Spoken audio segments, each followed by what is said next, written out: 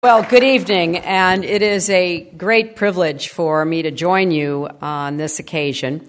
I am delighted that it is sponsored by the Atlantic Council and Fred and your entire team. We are grateful once again for you providing this forum, and to my former colleague, Senator Hagel, thank you very much for your continuing interest and for your service on the President's Intelligence Board.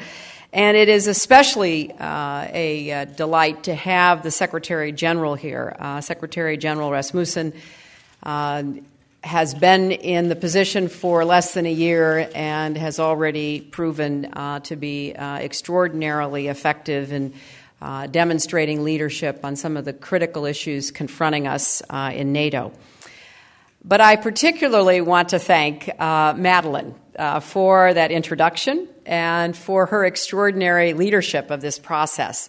I don't think there is a human being with more credibility on these issues.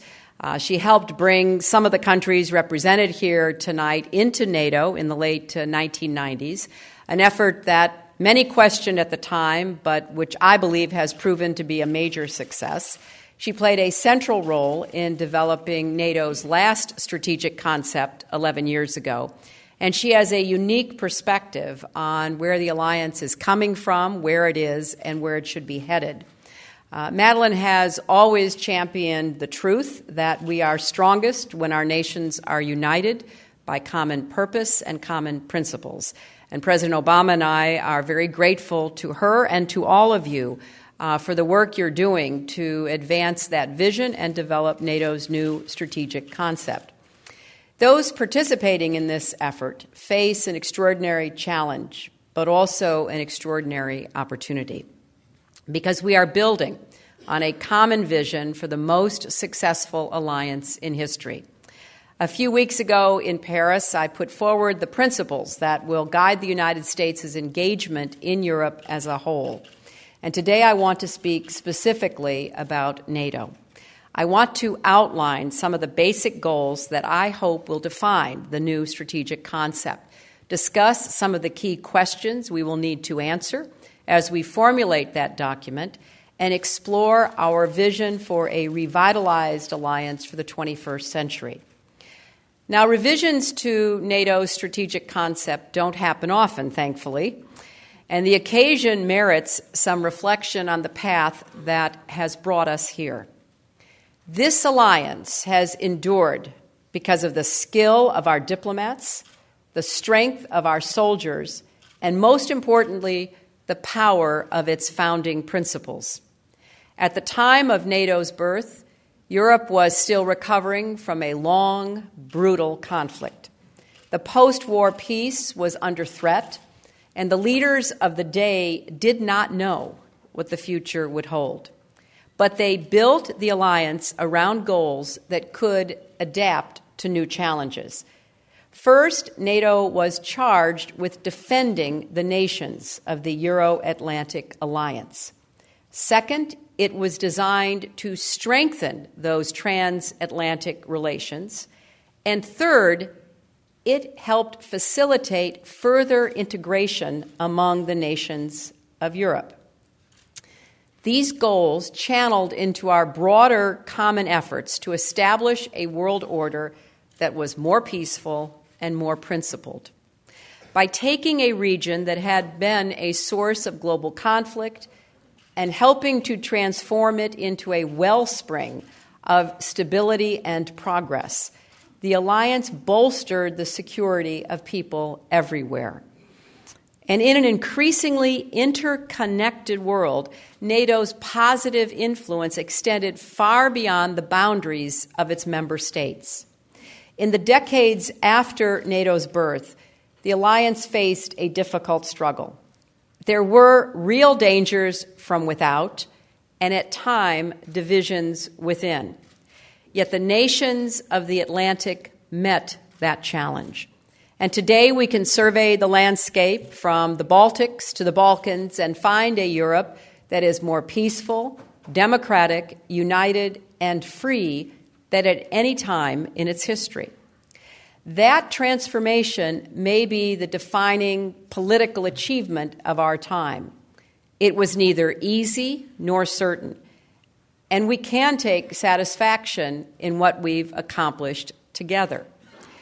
Yet, notwithstanding that progress, today we confront challenges that have parallels to the problems that faced the alliance at its inception. Once again, we face a new strategic landscape. New technologies, new adversaries, and new ideologies threaten our security. And once again, there is little certainty about the future. But I believe that the original tenets of NATO's mission, defending our nations, strengthening transatlantic ties, and fostering European integration, still hold. So as we move forward with the process of drafting a new strategic concept, we should remember that the basic goals that define this alliance still bind us together today. Amid that continuity of purpose, the ways in which we pursue our goals must change. As any good soldier knows, success in a protracted struggle is not simply a matter of having more troops or better equipment. It is also a function of how effectively you adapt to new circumstances. You don't win by fighting the last war, and NATO cannot continue to succeed by looking in the rearview mirror. NATO's new strategic concept must consolidate the gains that we've made and reflect the new nature and origins of the threats we face today. Some of the new dynamics we're dealing with were beginning to appear in 1999 when NATO last revised its strategic concept. For example, we faced the question of whether the alliance would engage in out-of-area operations. Today, NATO ships are combating piracy off the Horn of Africa.